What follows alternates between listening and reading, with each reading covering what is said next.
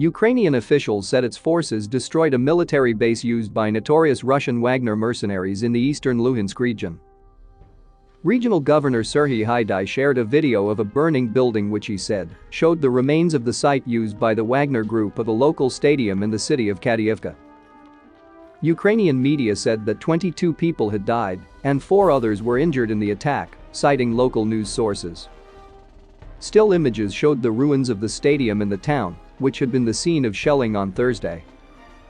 On March 28, the British Ministry of Defense said that the Wagner group had been involved in helping Russia's war effort in Ukraine. The role of the private company in fighting for the Kremlin's military interests is officially denied by Moscow.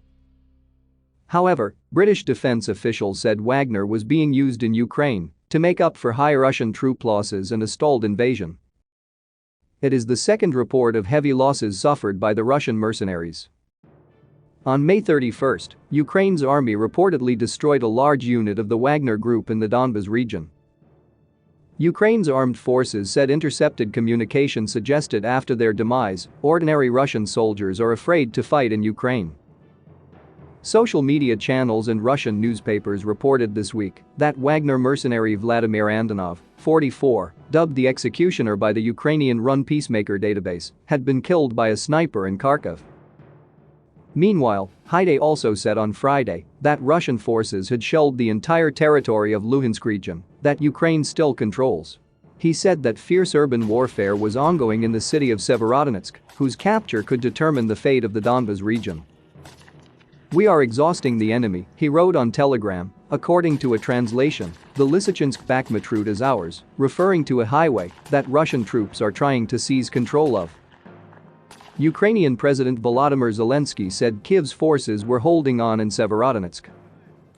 Meanwhile, British defense officials said on Friday that Russia was again in control of most of the city, but its forces have made little progress in attempts to encircle the wider area from the north and south. Meanwhile, Ukrainian presidential aide Mikhailo Podolyak told the BBC that between 100 and 200 Ukrainian troops are being killed on the front line every day and that his country needed hundreds of Western artillery systems to fight Russia.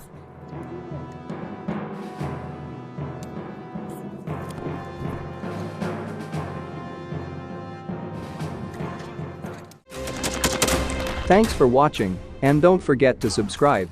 Also, if you want to support Warthog Defense, please become our member and get early access to new videos, exclusive members-only videos, and become administrator in comment section.